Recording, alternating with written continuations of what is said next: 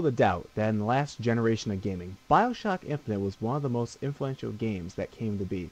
It pushed boundaries on what was acceptable in gaming, but also transported us to a wonderful universe full of surprises and moral dilemmas. However, it also helped us understand quantum mechanics and other previously unknown regions of science to the normal person. But does this titan of games hold up to its own science? Today, on New Age Gamers, we are going to dive into the science of BioShock Infinite and learn what makes the city of Columbia float, and what is wrong with that plot point. Oh, and by the way, spoilers. The glorious city of Columbia, a shining example of an American utopia of the late 19th century. However, it is not just a normal city. The city can float in the sky. How, you might ask? Not by balloons or magic, but by quantum physics. There is this thing called quantum levitation, but more precisely, flux pinning. This is caused when a magnet on the ground is able to suspend a supercooled object in the air. And this is where the science of BioShock takes a turn for the worst. In order for the city to float, one would need a large track that would span several miles, and if that wasn't a big enough task, the track would need a large amount of liquid nitrogen. A little backstory for you. In the world of Infinite, the United States commissions a large track for Columbia to levitate. Now, needless to say, the United States has nitrogen, but not enough to keep a large object suspended in the air for any period of time, today let alone in 1893. The next issue with Columbia is this. The lore of the game states after it was created, Columbia went on a world tour displaying the American ideals. The problem with that is that there's no global track ever mentioned to keep Columbia afloat. While as some parts of Columbia have enough balloons and propellers to keep the parts of the city flying and to travel across continents, majority of the city is on quantum lock. Thus, the city cannot leave the area above the track. This would mean that the city would not be able to leave the United States. This is a major plot hole. This begs the question, how was the city of Columbia involved in the Boxer Rebellion?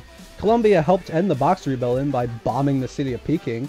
The problem that arises for Columbia is that it cannot leave the track.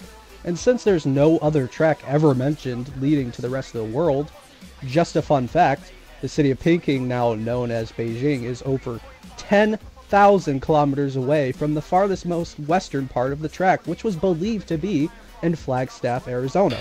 It would never have been involved.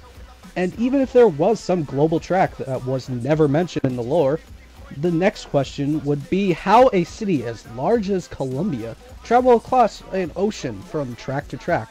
We have tried to find a solution that supports BioShock. The only reasonable explanation for this is to be that the city of Columbia was not there at all. Rather, a smaller section of airships would have bombed the city. However, this brings about another issue. Wouldn't it have been difficult to fly an airship across the Pacific Ocean at this time, being airships were still a nearly new invention? But let's pretend for some reason Peking was bombed and Columbia was blamed for it. According to the lore, Columbia left the Union. But then the next question is, where did it go? It was trapped on the track. The main city cannot leave the track. If the United States wanted to get the city back and Comstock to surrender, the United States could just easily have threatened to shut down the track, thus causing the city to come crashing down to the soil below. Really anticlimactic, isn't it?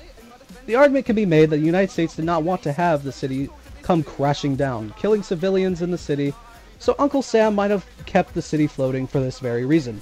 Well, the issue is that, why didn't the United States want to take back the city? Radar was invented in the coming years, so they could have known where the city was at all times. Also, airplanes and later helicopters were invented. With that, the oppression of the residents of Columbia under Elizabeth, when she was brainwashed and lobotomized under the orders of Comstock, this would have been grounds for an invasion on humanitarian basis. The truth is, there are too many variables in the lore to be avoided. The idea of an object being quantum locked is a realistic experiment, but a long-term settlement floating in the sky is just ludicrous. Due to the sheer amount of liquid nitrogen to build a track and keep it cool, the idea of the main city that can break free is just ridiculous. If the main city is on the track, it stays on the track. However, the city of Columbia is a great work of fiction, and that's just what it is. Fiction. Thanks for watching our analysis of the city of Columbia. We spent a lot of hours working on this video. If you like what we're doing here, please like, subscribe, and stay tuned for more videos in the future. This is Brody and the New Age Gamers, signing off.